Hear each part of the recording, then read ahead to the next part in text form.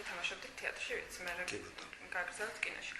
ხო და აი მაინტერესებს რომელი უფრო მოგწონდა.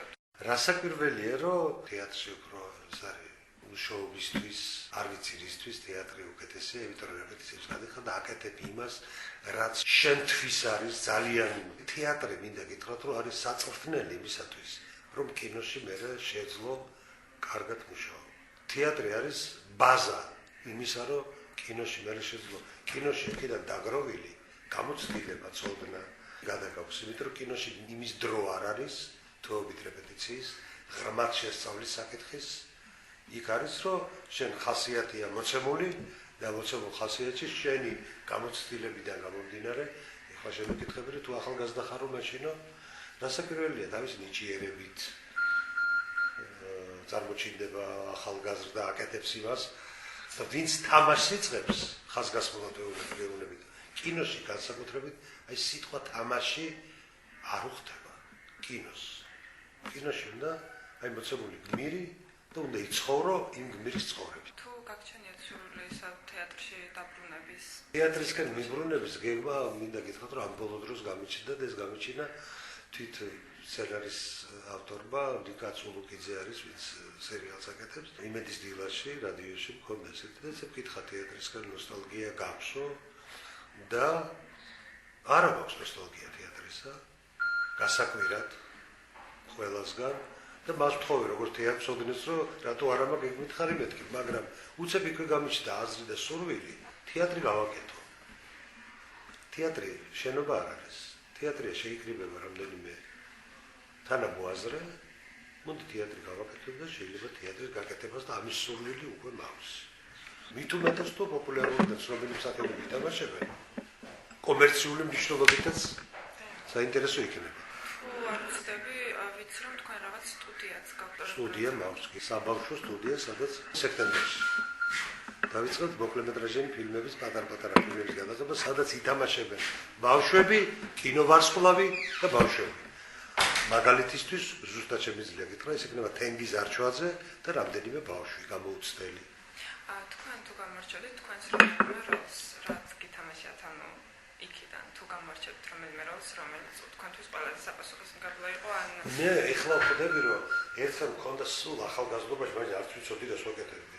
მქონდა პატივი, რომ ჰამლეტიც კი მეთამაშა და ეხლა ხვდები, რომ რა დიდი გამოცდილება და ცოდნა რაღაცა ტექსტებიც კი ხანდახან ამოტივდება იმდროინდელი. ის კი არა თანდათან ხვდები, რომ ჰამლეტი უკვე ჩემი მეგობარი ხდება.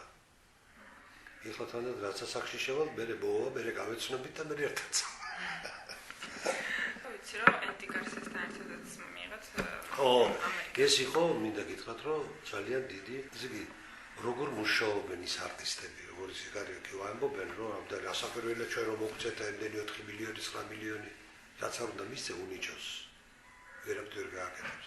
არაფერი რო არ მისცე ნიჭიერს, მაინც გააკეთებს. ის არის უნიჭიერესი არტისტი.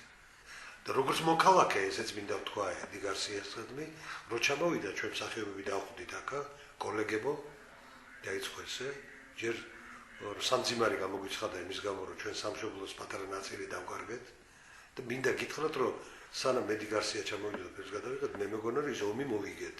ენტი გარსიამ გვაგრძნობინა, ჩვენ ომი წავაგეთ და სამშობლოს ნაწილი დავკარგეთ.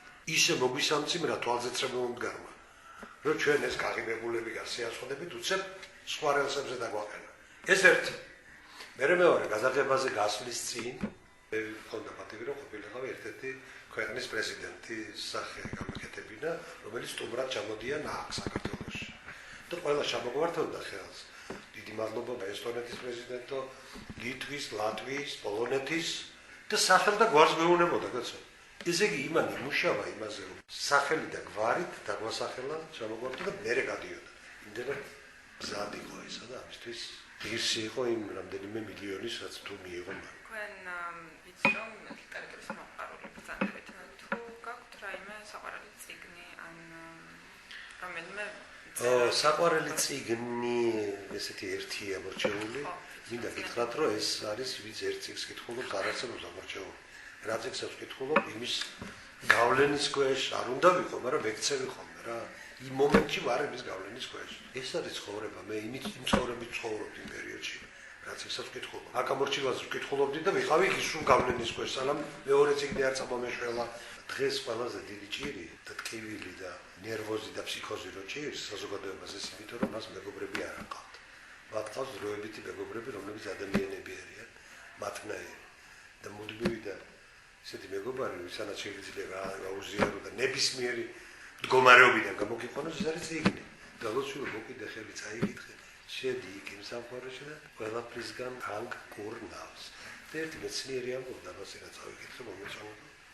უმთავრესი სენი განკურნებელი არის თურმე უწოდინარება. სოდნი და განათლებული კაც არაფერი არ ემართება. თქვენ ქართულ ცეკვებსა და საერთოდ ქართულ ტრადიციულ ფოლკლორთან გაქვთ რაღაც ესეთი დამოკიდებულება, ანუ განსაკუთრებული დამოკიდებულება, განსაკუთრებელია, მე არ მინდა ვთქვა, რომ ეს ასაკში შევედი და მე იცის ხოლმე ადამიანი უფრო გულშვილი ხდება და უფრო სენტიმენტალური, მაგრამ ახალგაზრდობაში ესე ვიყავ. და ესე იგი როგორც ჩანს, ჩემში არის აი როცა ცეკვა იწყება, მე ვხვდები რომ მე მილიონი წლისა ვარ. და რახან ვარ ამ ხნის, ესე იგი ამდენ ხანს ვიქნები. ეს გაცნობიერებულად ალბათ ეს არის. და ეს ძალიან იმაშება. ძალიან კარგია მეთქი ესე სიტყვა არ ყოფნის ამის გამოსათქმელად, ამიტომაც სრემლი მომდის, რომ სიტყვით რომ მივითხოდე, სრემლი აღარ წამომივა და